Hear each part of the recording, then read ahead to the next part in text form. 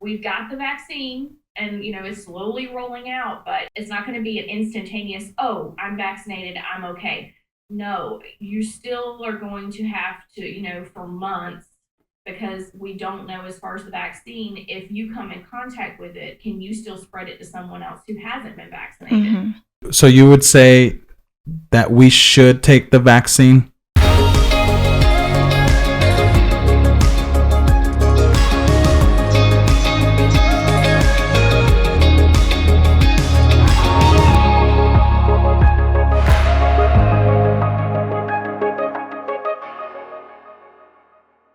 Rebuke any anxiety. Yep. Jesus' name. In Jesus' Amen. name. Cover us. Amen. 3, 2, 1. Hello, everybody. Welcome back to A and B. Welcome back. My name is Alfredo&Brithzy. And I am Brithzy. My lovely wife, Brithzy. Welcome, everybody. Welcome. So it's been a challenging week for us. Sure and has. we decided not to post on a regular scheduled date. Right. And so, yeah, this week is we're a little late, but it's a different video today. It's on the educational side. Now we're doing this video mostly to educate ourselves, us as well, Right. to educate others on COVID-19. And by no means we are trying to put fear or no fear. Scare you guys, because I know it's such a sensitive topic, but It is, but we also have to remember that God is above all virus, Amen. Any sickness, Amen. Any fear. He's above it all. Above everything. But yes, use your knowledge and stay safe. Yes, We have a special guest today, we do. and I'm honestly very nervous. And you know me, I'm not nervous to talk to people. No. I talk to everybody. You do, yeah. You know how I am.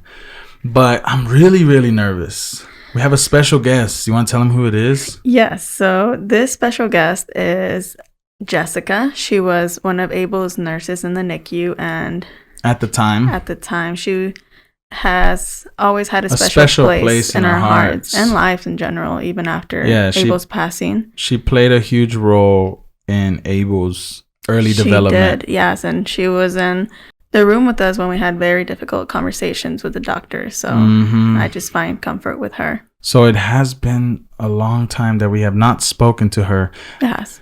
And yeah, so her name's Jessica. It's been so long that we've spoken to her. So we'll let her kind of give you guys a brief summary of who she is, who you guys listening to, because we want to, again, educate you guys. Yeah, and right now, Jessica, I believe, is working with COVID patients. She's no longer working in the NICU. Yes.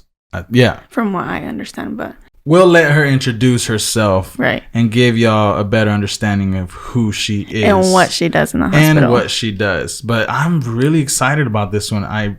I feel like it's going to be one of those great videos. Like, you just feel it. Yeah, you know what I'm talking about? It's always when you're nervous. Especially when you're nervous. Yeah. And we do this all the time, but I don't know. It's just super scary. It's just the conversation. My hands are like sweaty. It's when we go to Kroger, there's times where I'm going to be real with you guys. I get lazy and not wear my mask. Right. Because it's so easy just to say, I'll be fine. Yeah. Like this, what is this trip to Kroger, this simple trip to Kroger, what is it going to do to me? Right. No. But that's all it takes, that simple little moment. And us that have been very aware or very involved in the hospital world. And I think, as much as we were involved, we can sit here all day long and discuss what is really happening in this world, in America, what the cases that are rising, COVID is not finished. No. And I'm not here to put fear, but I can sit here all day long and give y'all insight of my perspective. Right. But I want you guys to hear it as a someone is seeing it day to day, and really hear her out as to how she feels about it. But I hope she's on. Someone who truly sees I'm gonna tell every her we're aspect. ready. Someone who truly sees every aspect of this virus. And just, she's living it, breathing it. You know, I can't imagine. Well, I just can't imagine the heaviness that every day brings.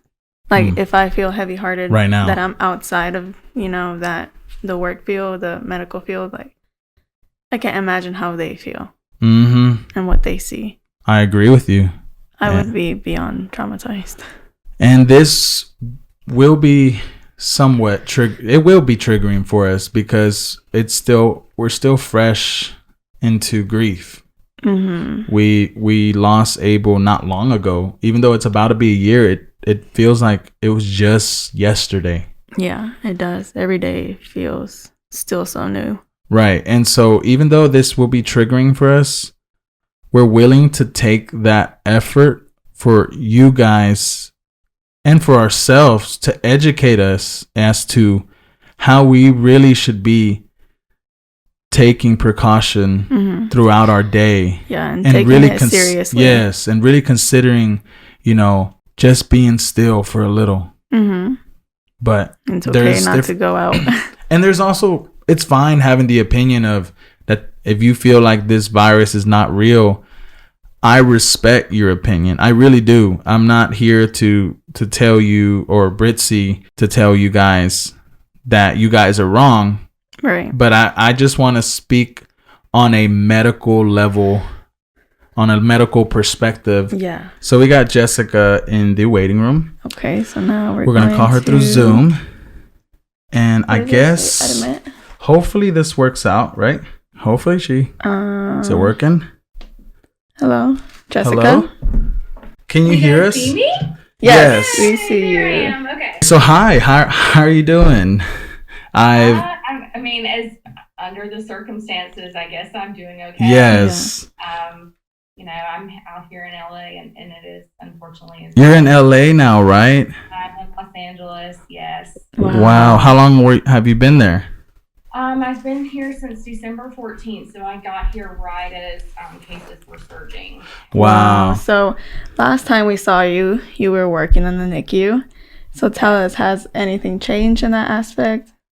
Well, I still occasionally do take assignments. I'm out a travel nurse, so I still take NICU assignments. I'm actually technically supposed to be on a NICU assignment right now, but due to COVID, they've got me pretty much wherever they need me at the hospital. So, I mean, pretty much my background is still NICU, but before I came out to California, I had took a state deployment with the state of Florida.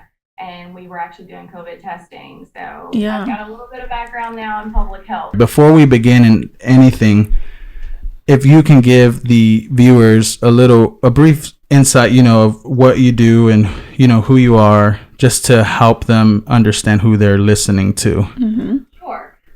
So obviously my name is Jessica Metcalf. I am a registered nurse. I've been a registered nurse now for 4 years. I have my bachelor's of science in nursing. I actually have my certification now in neonatal intensive care nursing.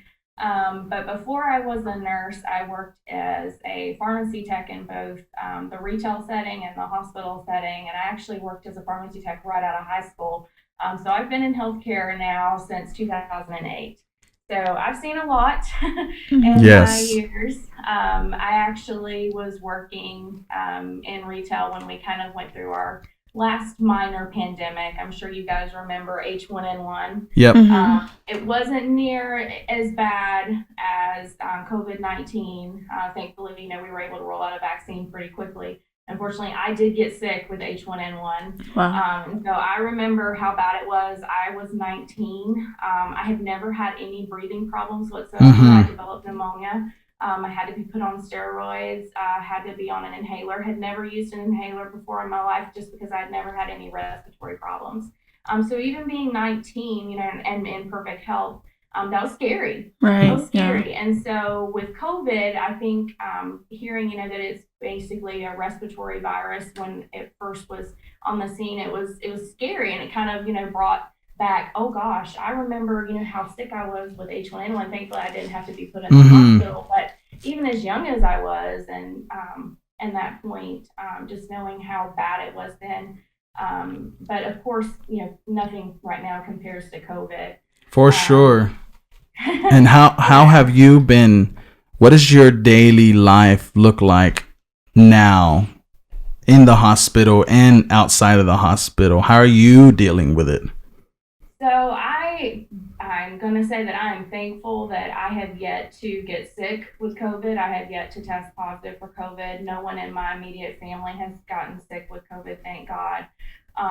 When this first started, a lot of people were asking me, what are you doing as a nurse to protect yourself? And Right. I think my experience in the NICU kind of already had kind of set me up for how I needed to protect myself. Because, as you both know, babies, their immune system is very compromised. And Right. so we are constantly, worried about cleaning down the equipment and wiping down the beds and making sure that we wash our hands and use hand sanitizer when we can and changing out our gloves. Right. And so when I would come home, I would of course take off my scrubs, take off my shoes at the door, throw my clothes in the laundry and go take a shower. And then vice versa, when I would get ready to go to work, I wouldn't go anywhere before I went to work. I would go straight to the hospital because I was afraid I'd come in contact with something on my scrubs that might expose the baby. Right. So, when this all first started, people were asking me, what are you doing differently? Are you, taking your shoes off at the door? I'm like, well, I already do that. It hasn't changed, right? It really, the only thing that's kind of changed is just having to wear a mask constantly. Right. Eye protection. Yeah. So that was kind of the only real thing that it's been a little bit of a struggle having to wear an N95 for 12 plus hours. I don't know if you guys can see, I've got a little bit of skin breakdown on my nose. Yeah. Oh yes, I see that. Yeah, from the N95. But I can kind of talk you guys through what I see right now here in Los Angeles. Talk about that. Yeah, even though I'm supposed to be on a NICU assignment, pretty much the hospital, I don't know where I'm going to be when I walk in. So when I walk into the door, they screen us, of course, take our temperature, make sure we're wearing at least a surgical level mask. And then I go to the staffing office and I find out where I'm going to be. So some days I'm in the NICU, some days I'm in the PEDS unit, some days I'm in the NICU. But most of my time I've actually been spending on the adult COVID unit. Now, I don't necessarily have adult patients that I'm responsible for taking care of. Like, I'm not necessarily their nurse. I'm kind of the nurse's helper. So I might be with an adult ICU nurse and I'm kind of their helper. So here in California, we have laws that nurses are only allowed to take care of a certain number of patients based on their acuity level. So an adult ICU nurse may only take care of one or two really sick patients. But because of COVID and because we're surging, those ICU nurses are now responsible to take care of 3, sometimes 4 very sick at the same time. Wow. Which is very scary. Wow. It's very scary and it's a lot of responsibility. And so they might have me working with that ICU nurse and I'm kind of their what they call spotter. And so we always have to don our PPE before we even go into the room. If there's anything going on with the patient, say their oxygen saturation is dropping and we need to go in and change the ventilator, go up on the FiO2, go up on the percentage of oxygen. I'm going to try when I use medical terms to talk about the layman terms. I know you guys are very familiar with medical terms, but I know not everyone knows what FiO2 means. So that means the oxygen percentage. So even before we go in to do that, we have to be completely gowned up in our PPE. One thing as nurses, we've had to kind of train ourselves that if we don't protect ourselves first, before we go in, we're no use to the patient. So if we potentially expose ourselves, what good are we if we get sick? Right. So then we're out of work. So we have to don our PPE before we can go into the room. So while that ICU nurse may be in that room taking care of the patient that may be desatting, I'm, on the other hand, responsible for watching the other 3 patients that nurse, or 2 patients that nurse has. Was limited equipment or the so I remember when in March, kind of when quarantine started to happen, the last week of the hospital when we were at CHOA, the nurses were starting to reuse their PPE, and then we started to, the news was saying that there was a shortage of that equipment.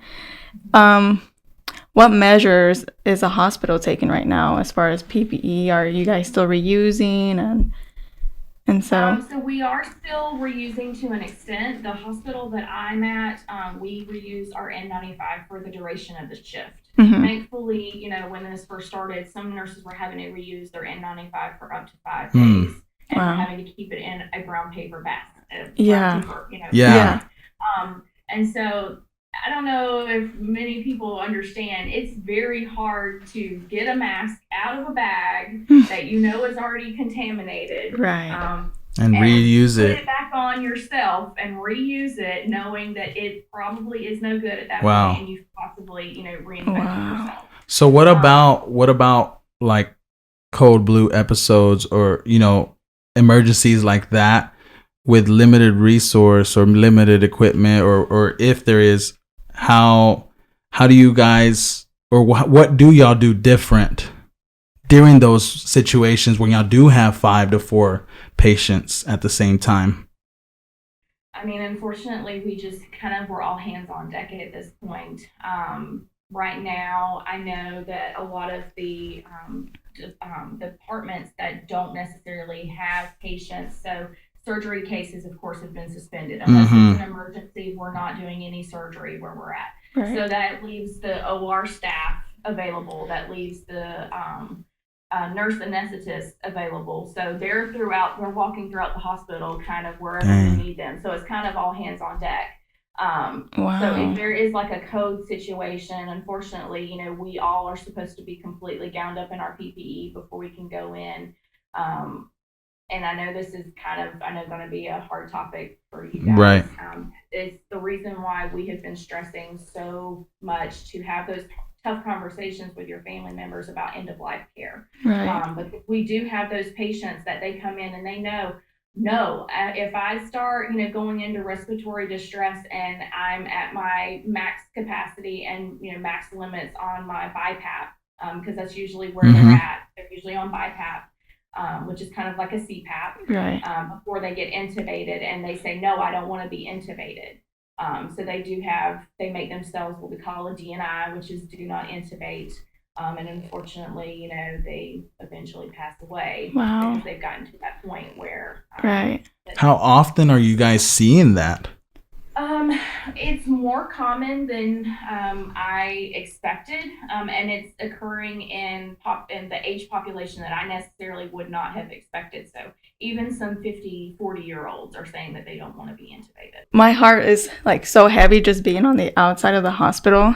And I remember back in March, they had CHOA had a guidelines as to, how many people could be in the room and visitation. I remember it was so hard on us because we weren't allowed to have, all of our family, everyone that we desired to have, and when Abel was passing. So what strategies have, you as a nurse put into place for support for families like that? I know it's so hard overall still on a normal, without this pandemic, to, almost support and bring comfort to families, because at the end of the day, there's no almost words to say when a patient is in that stage of their life. So I don't know, like, what strategies have you brought to families in this time that, are in that stage of end life? Or have to do different. Right. Right. So luckily, our hospital invested in iPads. So we do FaceTime. We do a lot of FaceTime. So much so that sometimes we don't have enough iPads to go around. But the families, of course, they're allowed to call, and oh my gosh, you would not believe how many times a day the phone is ringing off the hook, and it is family members wanting to know what's the status on my family member, what's going on with my family member. And so we do the best that we can. I mean, we really do the best that we can as far as, basically giving them the most up-to-date information on their family member status. Yeah. We do a lot of FaceTime. And luckily, the hospital that I am at, they do allow visitation if the family member decides to become a DNI. And so what we are seeing with the children is either mom or dad was positive, and they just assumed that the child was positive. But a child wasn't showing any symptoms, so they weren't having any respiratory issues. They weren't having any nausea or vomiting, weren't running a fever. So they were completely asymptomatic. And then, say, 4 weeks later, all of a sudden the child is spiking a fever of 101, 102. They're obviously not able to keep fluids down, so they're vomiting. They might have some diarrhea. Some of them are developing a rash that is pretty much all over their body. and they are noticing that they're having red eyes. Mm. So it kind of is presenting almost like what we call Kawasaki's disease. Yeah. Kawasaki. I remember that's that. also an inflammatory disease. So that's how kind of they're treating it. Wow. Now, of course, when they're admitted to the hospital, we test them for COVID, and 9 times out of 10, they were positive, and parents had no idea that the baby our child was positive. So we're seeing this in children as well, correct? Yes. Because there's a lot of people that are saying. That is one thing that, and I don't say this to scare anybody, I say it so that everyone is aware. Everyone is at risk. Everyone. It is not just a disease that is affecting the elderly. Everyone, from newborn all the way or the up immune to compromise. Has, oh gosh, yes. Yeah, it has a potential to contract this and has a potential to get so sick that they end up in the hospital. How real is this virus? Because people are going. I mean, I see this a lot now, especially Facebook. Mm-hmm. We're going back or trying to normality. Go back to normal as possible, and unfortunately, I think that a lot of us have gotten complacent, and that's one thing. It's like we're not listening. I know you guys follow me on social media, and I'm always hounding like, do not become complacent. Mm-hmm. Please wear a mask. Yes. Please wear eye protection when you go out in public. Please bring hand sanitizer with you. Yeah. I cannot tell you how real this is, being in the thick of it right now. Wow. And majority of what we're seeing, unfortunately, is because a lot of people got complacent. They've stayed away from their family members. And then, of course, the holidays came along and they were like, hey, well, I have, I've done so well for, 10 months now into this. We're all safe. We're okay. I trust my family. Right. I'm going to have a big Thanksgiving, Yeah.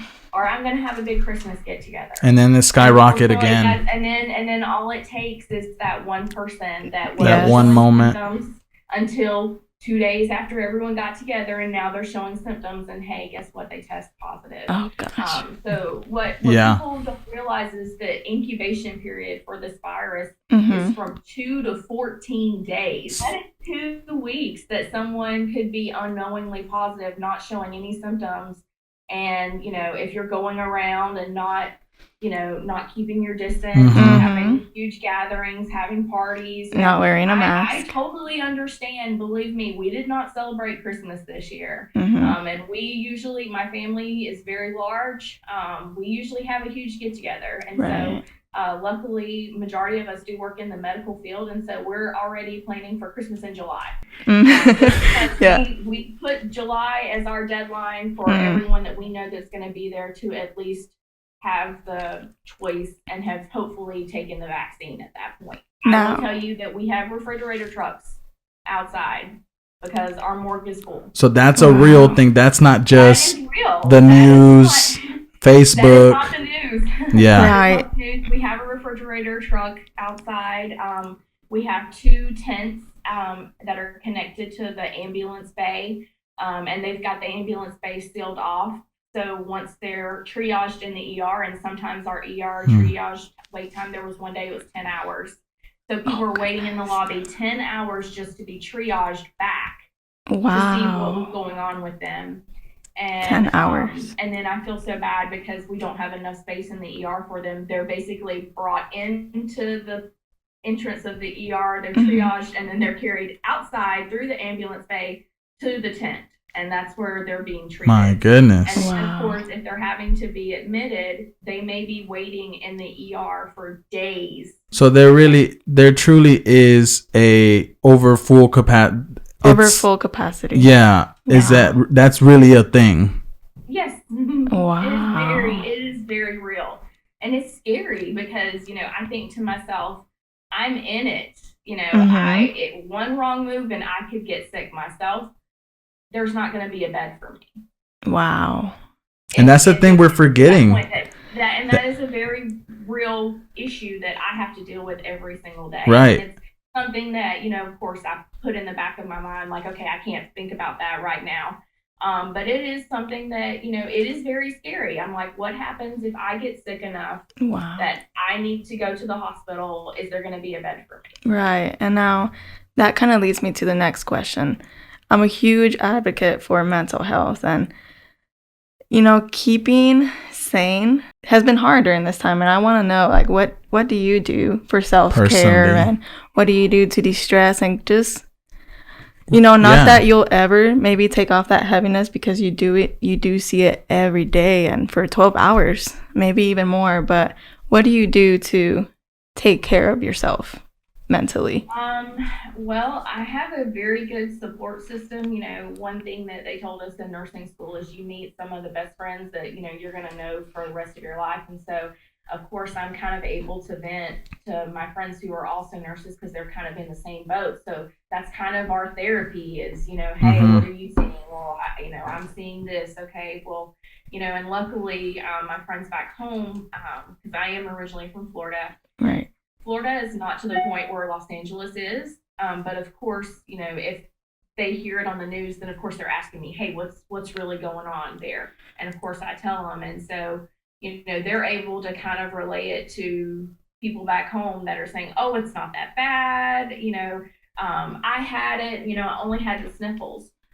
Well, consider yourself lucky. Right. Consider yourself lucky, Yes. because not everyone is so lucky. Yeah, that's right. And unfortunately, this virus, it affects the old, it affects the young, it affects those that are sick with comorbidities, it affects And the those healthiest. that have no previous health history whatsoever. Unfortunately, we are learning on the fly, so to speak, with this. And Right. so that's the reason why it's very important that everyone still take it very seriously. Right. We've got the vaccine, and it's slowly rolling out, but it's not going to be an instantaneous, oh, I'm vaccinated, I'm okay. No, you still are going to have to, for months, because we don't know, as far as the vaccine, if you come in contact with it, can you still spread it to someone else who hasn't been vaccinated?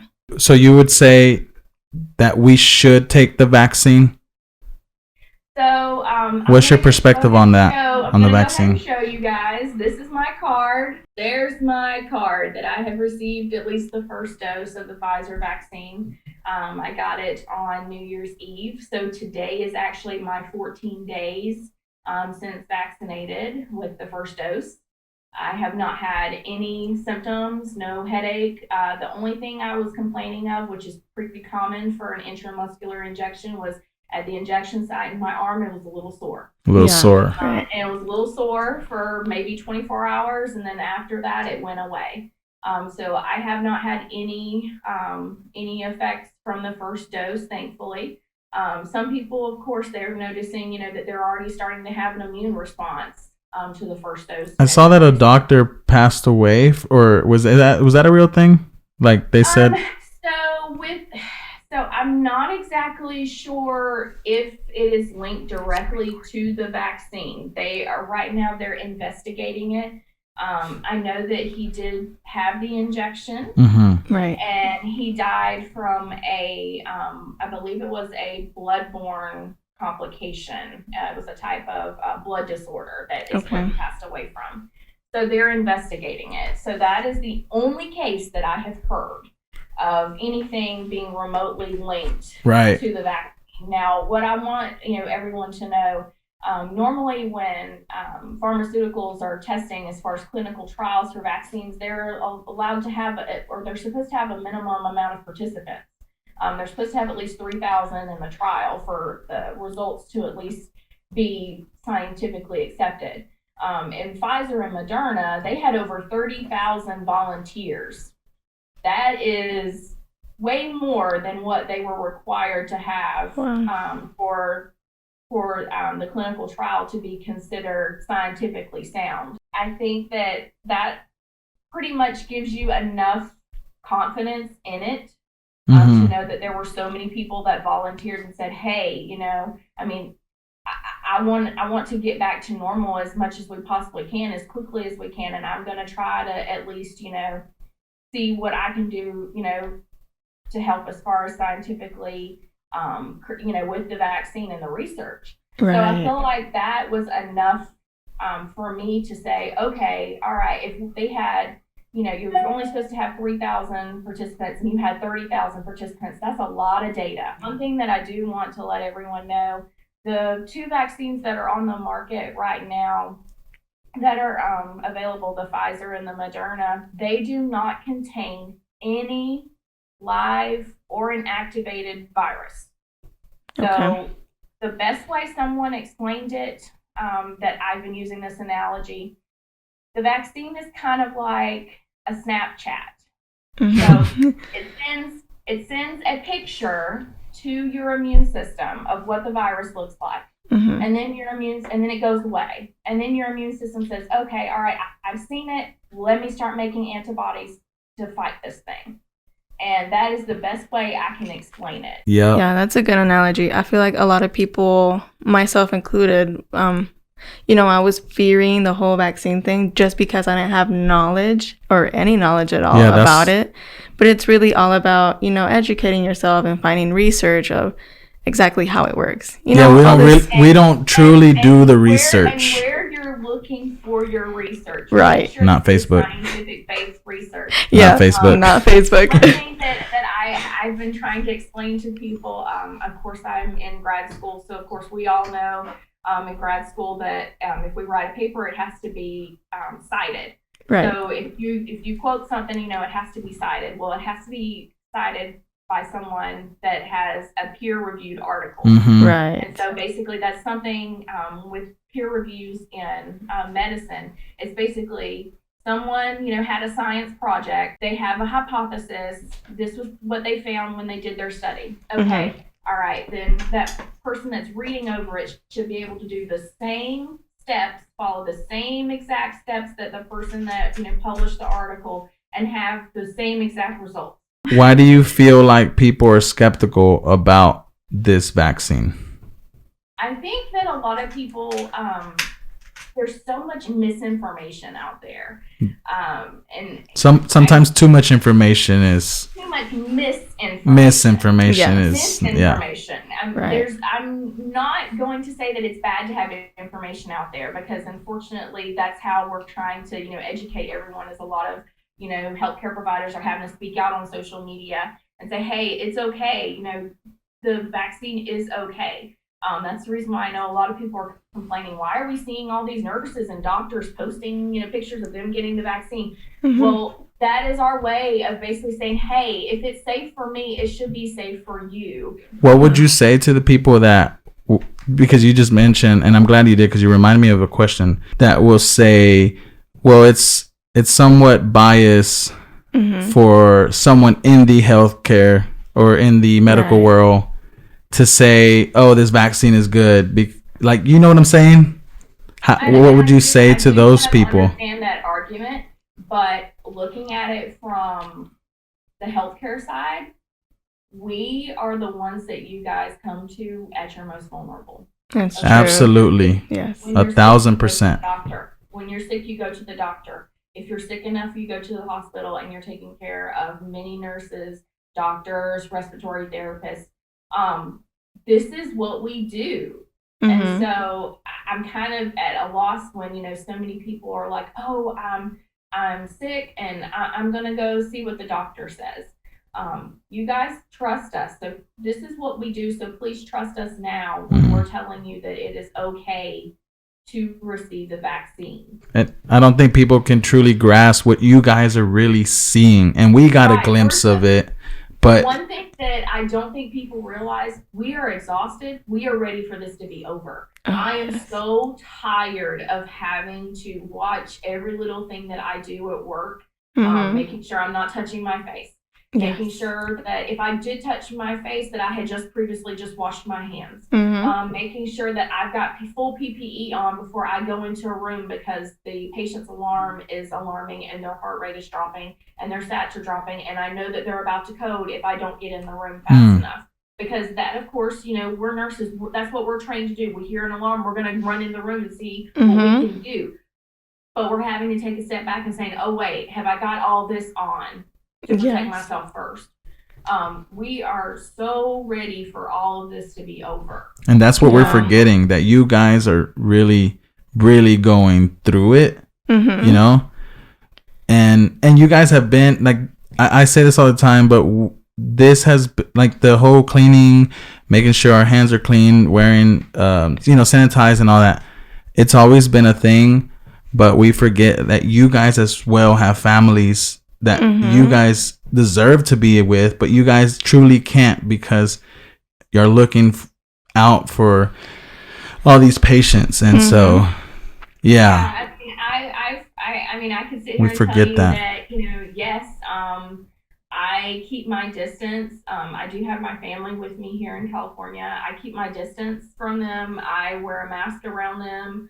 When I come in, I go straight to the shower because I don't want to potentially expose them to anything that I may have come in contact with at the hospital. And the same thing is with my colleagues. I'm working with nurses.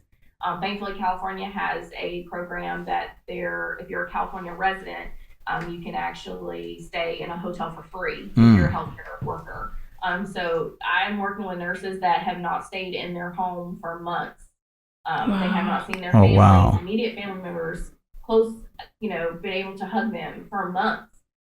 So we are sacrificing a lot, a lot to try to keep ourselves safe and to keep our family members safe. Because we do not want that burden of, oh, I, made my child sick, or oh, I made my husband sick, or oh, I made, my wife sick, things like that. And so that is just another, unfortunately, burden that we're having to bear. For sure. Of course. I was telling Brithzy that like what you just mentioned, that it's so crazy to say this, but when we talk to like you, or sometimes we talk to, I talked to Sally like the other last week.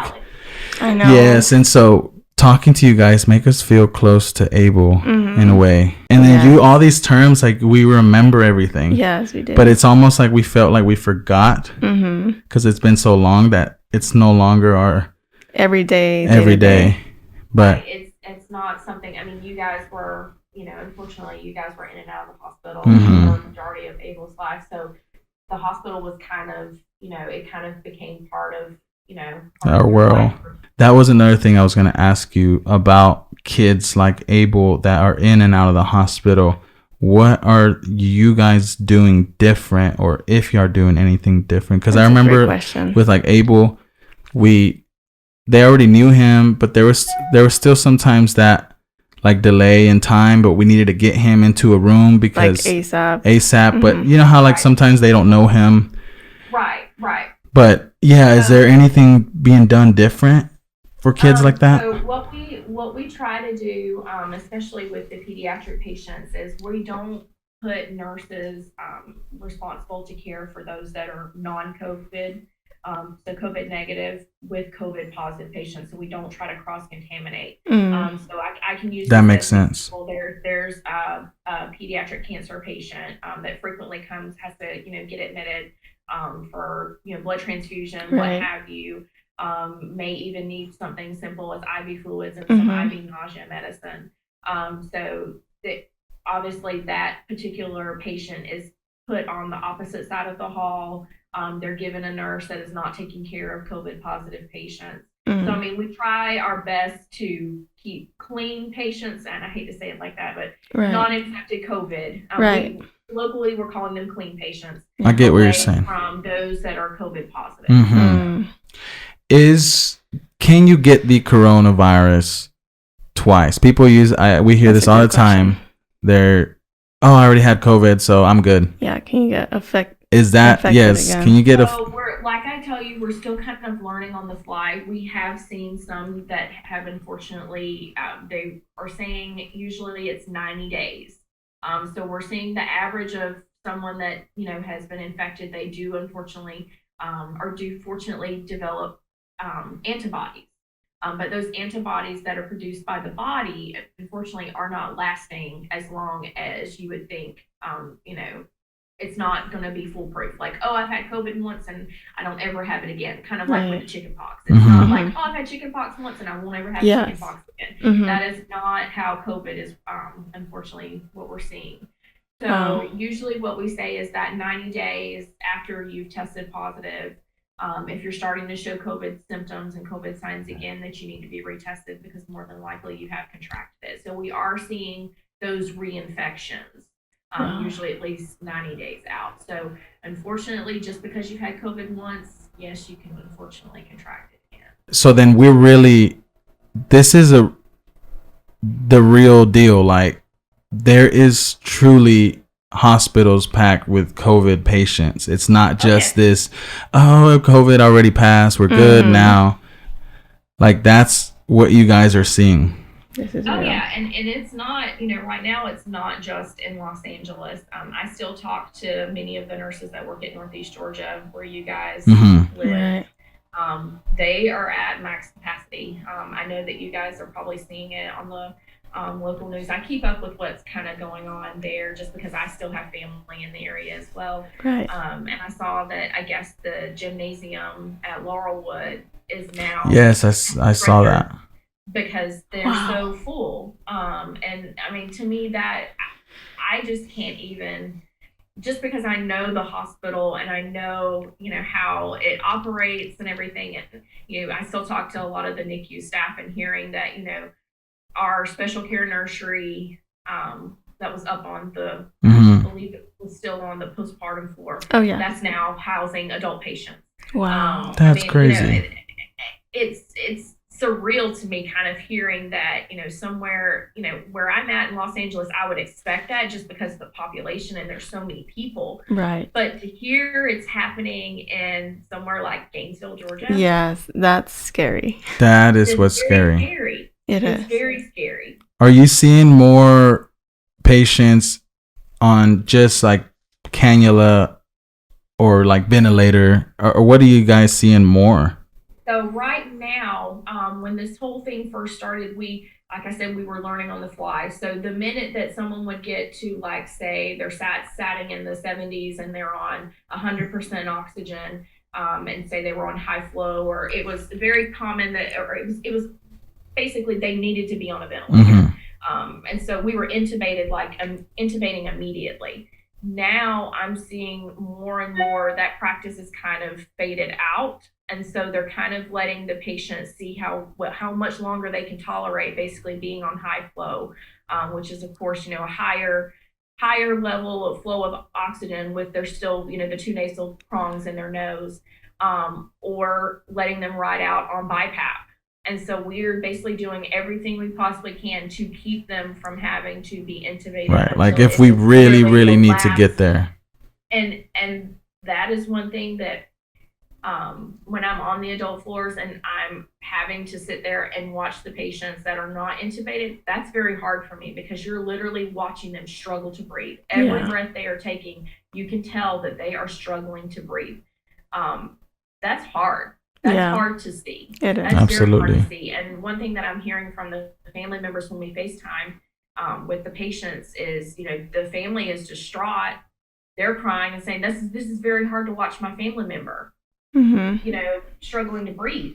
And not being able to be there. And not being able to be there. And I'm like, yes, and it's very hard for us to sit there and have to see this day in and day out. Yeah.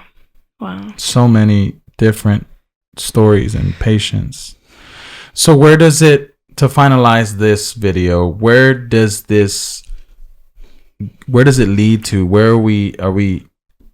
Is it going to keep inclining or declining? Is this going to get, in your opinion, where are we going from here with this virus? Well, I could sit here and talk about stay home until I'm blue in the face. One thing that I think a lot of people don't realize is, they think, the hospital is our first line defenders. We're the nurses and doctors and respiratory therapists and, everyone that works at the hospital, they're our frontline workers. No, we're not frontline anymore. This is community spread. It's not just spreading within the hospital. It is out in the open. Yeah, that's right. The public is first line now. It is your job to help us by wearing a mask, by washing your hands, by socially distancing, by staying home, by, not having large crowds, gatherings, not having, and I know a lot of people are like, oh, well, I'm only having a handful of people over. The studies are showing that is how it is spread, is in a very small environment, very small gatherings, and poorly ventilated areas. Yes. Unless you've got a a HEPA filterized, ventilator system in your house that, can basically filter out COVID particles, Mm-hmm. you're not safe. Right. So I don't think people realize like how serious it is. And so the more that we're trying to tell people, hey, yes, we know you're tired of having to change your behavior, but unfortunately, you guys are our first line. Right. Or having to wear a mask for just a quick Kroger run. Like, I know how tiring that is. Believe me, when I hear people complain about having to wear a mask just for a simple grocery store run, I'm like, I am usually in full PPE sometimes for the entire shift. Right. So, and that's not even, that's an N95 plus a surgical mask over it. So I've got 2 masks on. Wow. With eye protection. Full gear. With a Fully hair cover, geared. because we cover our hair. That's one thing I think a lot of people don't realize. The reason why nurses are wearing hair covers is because it can get in our hair. When it's aerosolized, we don't know where it's going when it's, aerosolized in the air. So instead of having to come home and wash our hair all the time, we're wearing a hair cover to try to protect our hair. Because one thing a lot of people don't realize in kind of basic infection prevention, especially Brithzy, you and I have long hair. Yeah. If we're not washing our hair before we go to bed, our hair gets in our face. Yeah. Then, the virus gets on our face. Wow. I actually didn't think about that. Infect ourselves. So you've got your eyes, there's sinuses behind your eyes. That is a mode of, infection can go in. You've got your nose that you can inhale the virus. And of course, you've got your mouth where you can inhale the virus. Right. So, wow. I mean, a lot of people don't realize these basic infection prevention things that we were taught as healthcare providers. It's one thing I'm like, if they don't teach basic infection prevention now starting in kindergarten, I might scream after all of this. For real. That is just true. Because it's just so simple. I mean, it's so simple as washing your hands. Honestly. Washing your hands for at least 20 seconds with soap and water. That is shown that it will kill the virus if you have it on your hands. Yes. Not touching your face. Yes. Because if you have the virus on your hands, you've touched your face now, and you're there where you can infect yourself. Right. This is true. And it's a lot of it is common, sense. Common sense. Common sense. Common freaking sense. Yeah. And honestly, I'm just gonna be real. We as well have, like, sometimes we are guilty as well as to. It is easy to bring someone over for a gathering, or sometimes, or go ahead. It goes back to being complacent and getting comfortable. But and then we remember kids like Abel. Yes. And I mean, people that are really in the hospital right now fighting for their lives. And so we appreciate you educating us and giving us a reminder, like, hey, like, this is a real deal, and we need it's not a game. You can't take it lightly. And it's not to scare people. No. Right, and it is not to scare anyone at all. And talking about Abel, that's one thing that I think of, all the premature babies that I have taken care of that have chronic lung disease. That is one worry. I'm like, dear God, please don't let them get something like this. Yeah. Please don't let them get something like this, because their lungs are already unfortunately compromised. Right. So this would unfortunately adding that would definitely jeopardize it all. Yes. Wow. Well, we had a great time. I'm going to end this video, but we had a great time with you, and a very well-needed conversation. Yes. And thank you for making time for this. Yes, like, it truly means a lot. We don't take this lightly. I was scared. I thought you were going to say no, and I was like, I hope she says yes. But I couldn't think of anyone better than you, because I know you're a strong advocate for, being safe. Being safe and smart. But so not to scare the viewers, but just to give a better insight as to what it's truly looking like in depth. And also, we know overall, God is in control. Right. Over any virus. We just have to also be smart and put our part. Not just, inclined to, well, God's in control, so I'm not going to, I'm just Right. going to let him control. But we have to take our part as well. So Right. Yeah, this, someone used the analogy, I believe in God and I still wear a seatbelt when I'm in a car. Yeah. yes, God, and I still wear a helmet when I ride a bike. Right. So that is kind of the analogy that I'm using right now. Okay, yes, That's a perfect way. God is definitely in control here, but God also gives you common sense. he gives you common sense. Yes. Amen to that. Well, we appreciate you and thank you and everyone watching. We appreciate y'all. And Yes. don't forget to subscribe and hit a like. Yes. And hopefully we can do these again. Yeah, and thank you, Jessica, for everything that you do in the healthcare work field. And everything she's done for us. We got a close glimpse of what doctors and nurses would do for us, let alone patients. But just want to simply say thank you. And we Yes. honor you and we respect you. We do. You always have a special place in our heart. Yes, of course. So, yes. We'll see you guys and thank y'all for watching. Yes, thank y'all so much.